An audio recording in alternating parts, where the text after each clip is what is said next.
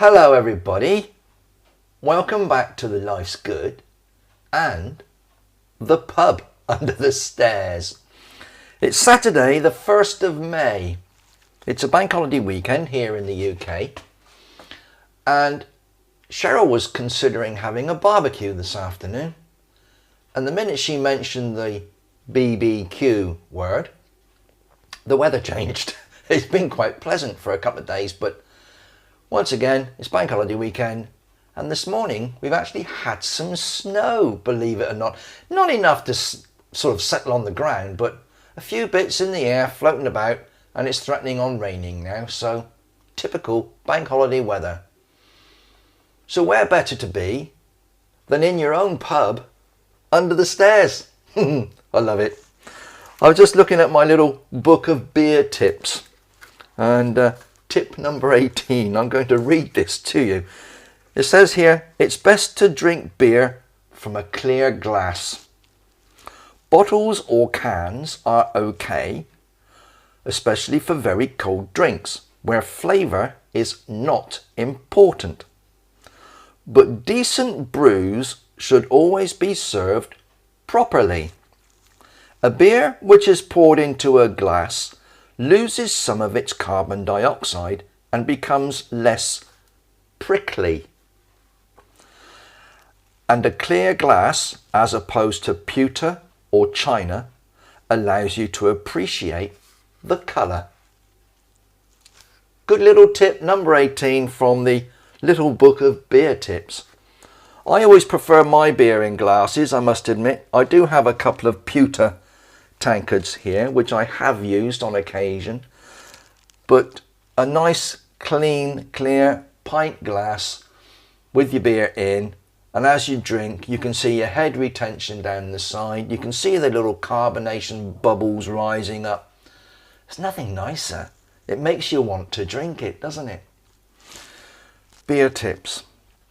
What else are we doing today? I've got a lot going on. I've got a bucket full of beer that's ready to go into a keg, and this keg behind me here is ready for having beer put into it. I've actually got some sterilising fluid in here already. I've been swirling it around. I'll just leave it in here out the way. Swirled it around a few times, so that is now sterilised, ready to receive the next batch of Geordie Bitter that I've got. Yes, Geordie Bitter. That's waiting to be decanted into this keg. In addition, I've purchased this Young's Brew Harvest Bitter. I actually purchased this from Amazon, and I believe it was £17 thereabouts delivered. I ordered it on the one day and it was here the next day. It's damn good service. So I've got a Young's Brew Harvest Bitter beer kit, 40 pints of Harvest Bitter to put together in a bucket, which I've got sterilised and waiting to have this mixed up in there. So that's something else I'm doing today. And I've purchased a new tap. Now you may have noticed with my kegs here that this one behind me has the standard twist to pour tap on it, but these two have got like a sparklet tap, and I do like using these. They're much easier to use. You get a much better control of the flow of the beer, and with the little sparkler on as well, you can control the head a bit more, whereas the standard tap, it's just pour or not pour, and I do have problems with those.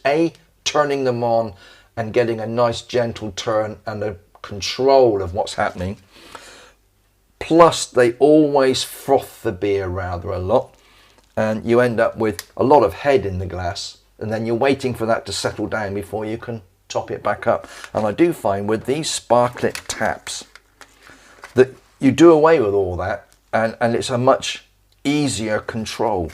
I've purchased another one to fit to this keg, so when I put my beer in this today, I will be adding this sparkler tap to this keg. So I'll show you what I'm doing out in the kitchen there when I come to fit this.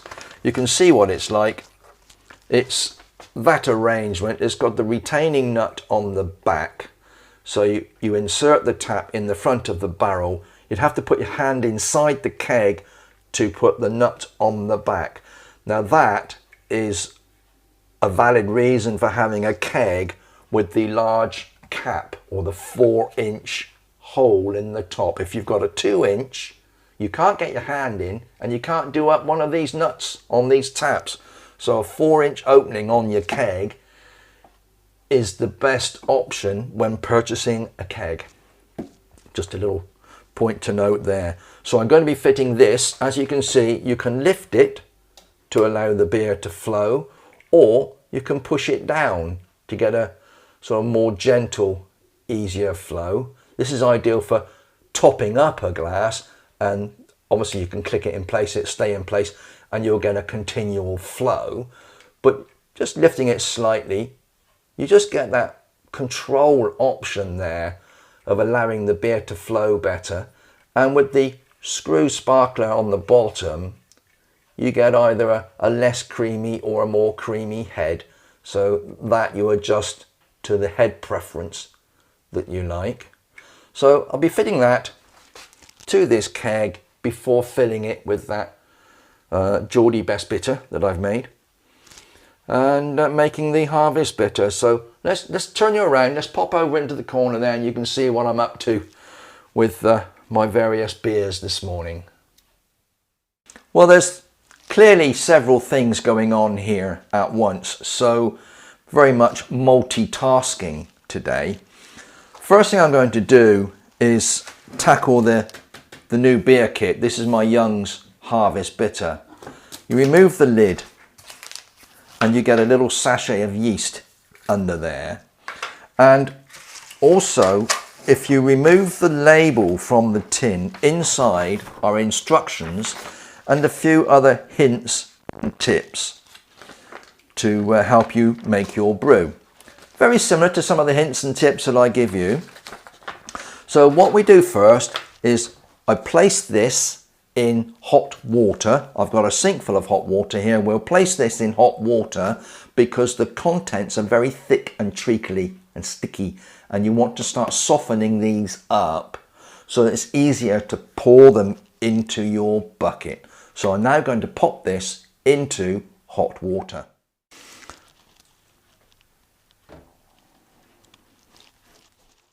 Whilst that beer is softening in the hot water, I'm going to turn my attention to this keg because I need to prepare this to receive the beer from this bucket.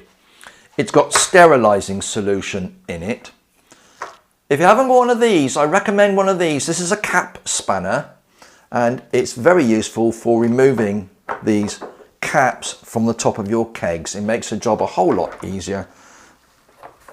There you go.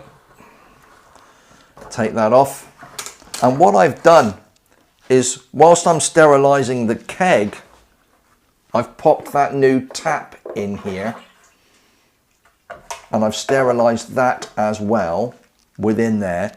That'll need a rinse before I use it, and the keg's going to need a rinse, and then I will remove the old tap and replace it with the new one. It's at this point where you need to put your hand inside. I have washed and sterilised my hands. I'm not going to be putting anything in here that is going to affect my beer when I put it in, but I do need to get my hand inside to undo the nut behind this tap here. It's a bit tight. If you can hold it on the inside, turn the tap, there you go, it's released now, and I can take that nut from inside, and that is the standard tap with its retaining nut that I've been using on this keg.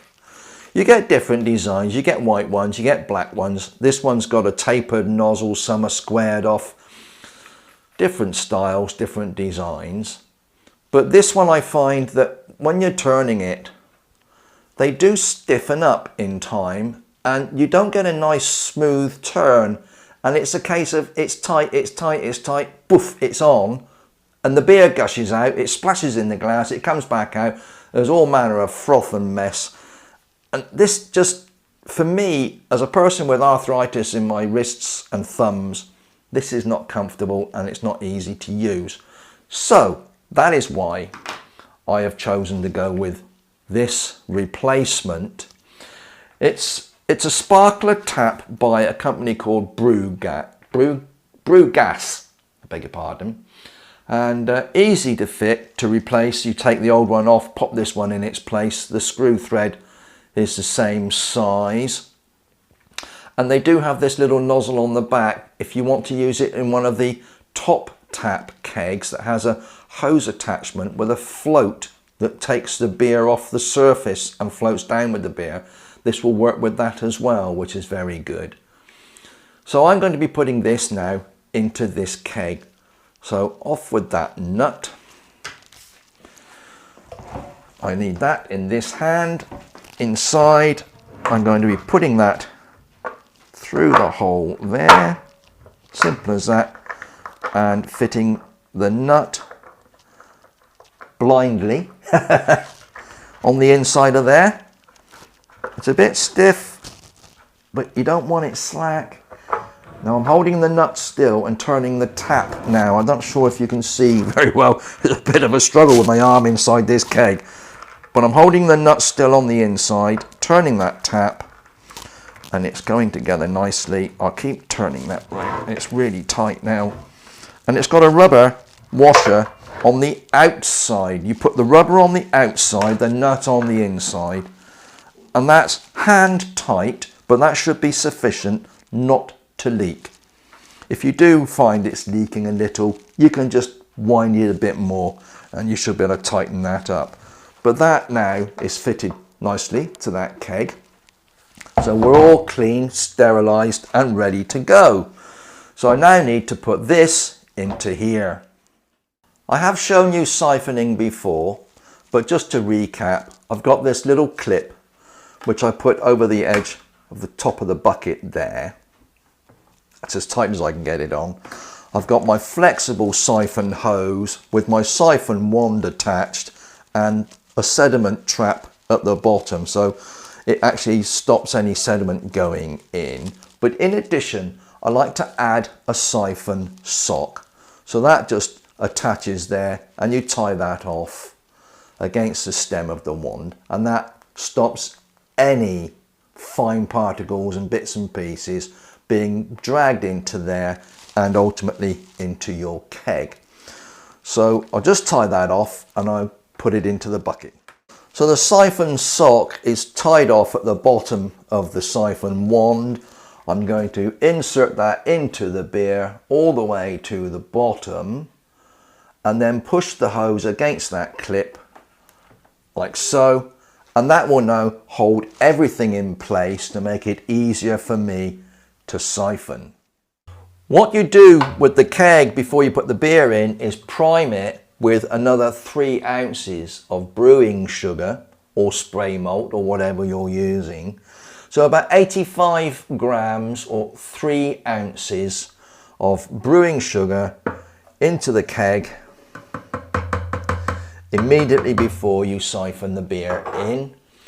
And this is now attached or inserted in the bucket, and it's a case of sucking on the end and siphoning that beer into this keg. I try and mix the sugar in as I do, make sure that's all dissolved into the beer.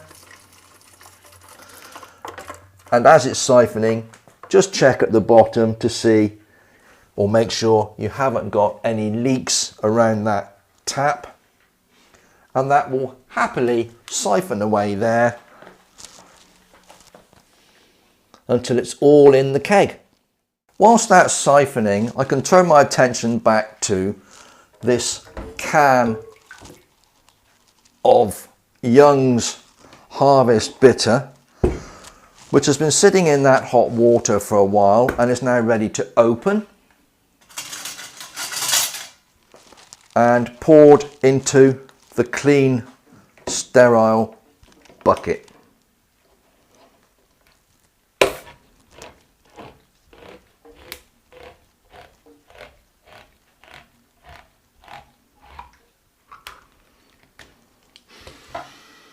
Oh, smells wonderful. Very sticky solution, this. Just pour out what you can from this can. I try not to get it down the sides if I can help it, otherwise you start making an awful mess.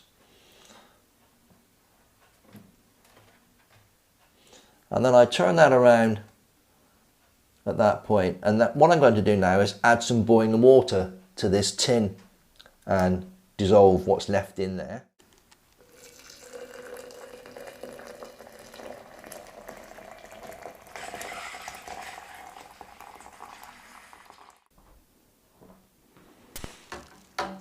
Give it a little stir just to make sure everything's dissolved. You don't want to waste any of this. It's precious stuff, this. So everything's now dissolved into the water. Drop the spoon into the bucket out of the way. There's something I also do, just my little thing, but I take the lid, which has got quite a bit of this sticky stuff on it, and pop that in there into the boiling water just to get any residue from the underside of that lid also into that water. Very good. That's going to be hot, so be careful when you handle it. A towel will suffice, or some oven gloves. And now I'm going to just pour this into the bucket.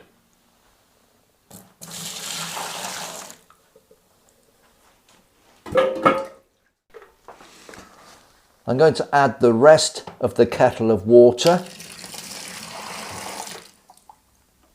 and boil a second kettle full to add to this.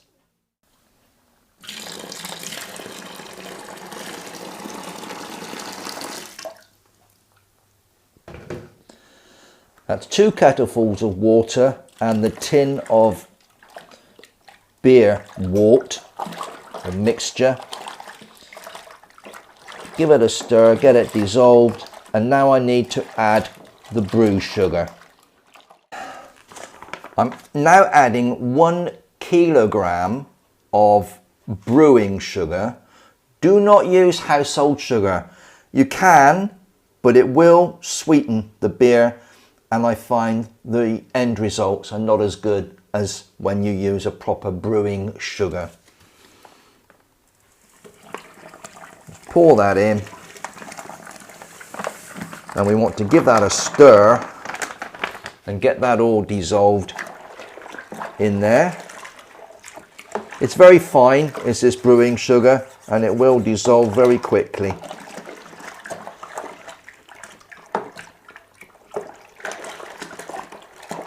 And all we need to do now is to top this up to the 22, 23 litre or 40 pint mark with cold water.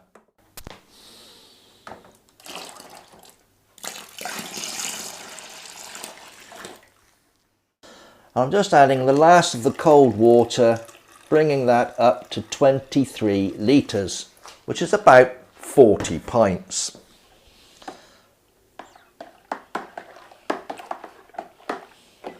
Make sure it's all mixed, and all we have to do now is sprinkle the yeast on the surface. The little sachet of yeast that comes with these kits is just enough yeast to make the 40 pints, and you just sprinkle this on the surface of your beer, put the lid on and put it away, and you will have beer ready to put into a keg in about a week's time. Pop the lid on,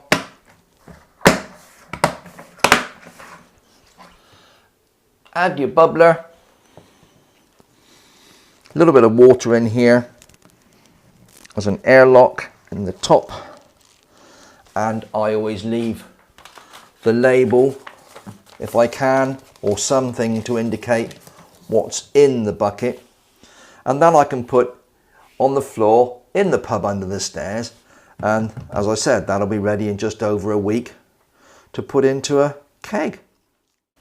My Geordie Bitter is now siphoned into the keg, so I can remove the siphon tube and add the lid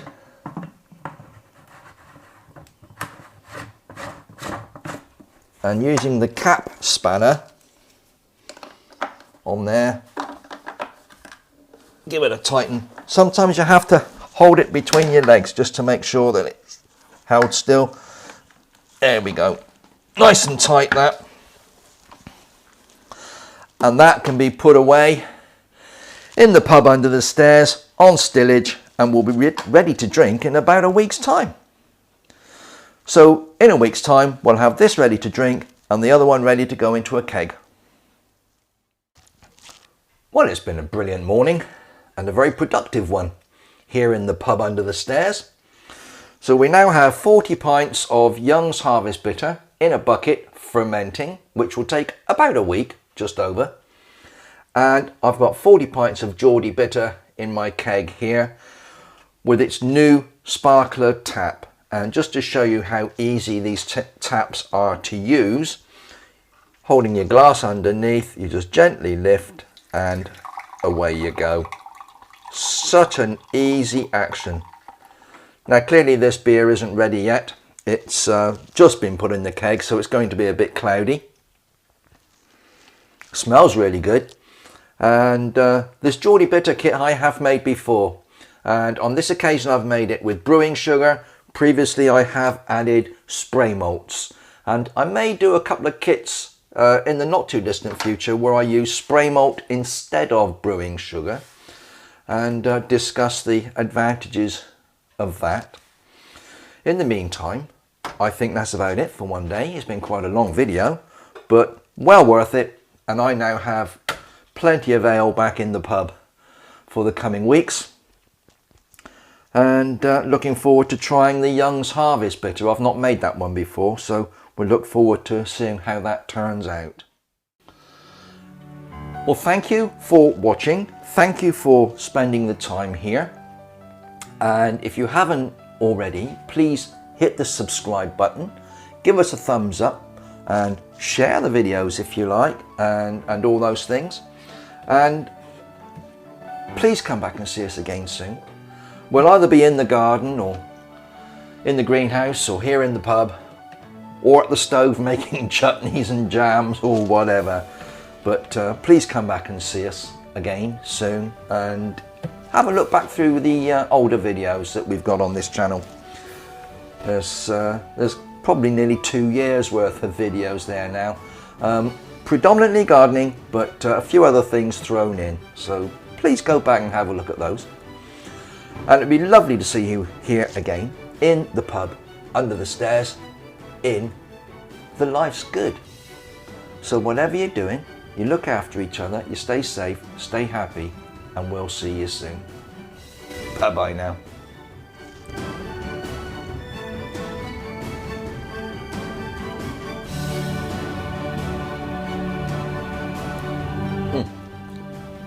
That's going to be very nice. Give it a week or so. Spot on.